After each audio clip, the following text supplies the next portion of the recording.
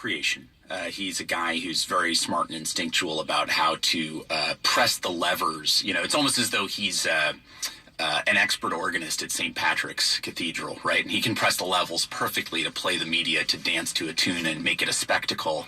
And even when the spectacle results in certain negative kinds of headlines about him, it nonetheless means that people are paying attention to what he's saying and doing, or not saying and not doing, rather than other issues that may prove more important, more enduring in terms of how the nation fares in the times ahead. The media failed in a number of aspects. I think there are three key and critical elements, one of which is it missed his rise, even though he was ahead in the polls since early to midsummer, literally ahead in the polls, with the exception of perhaps a 2-day period of Ben Carson in November. People didn't altogether take him seriously. Treated it like a joke, yeah. The political classes, it was seen as a good fun, good sport to cover.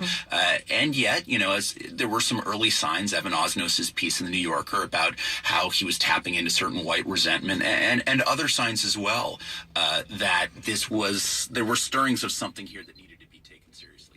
Now, this joint is eating the bugs off of the bumper.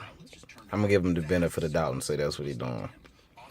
If not, this is the most vain bird I've ever seen in my life. Like, it's been doing this joint a few minutes before I started recording. Just going at it. Because, like with a live sporting event, you did not know what would happen.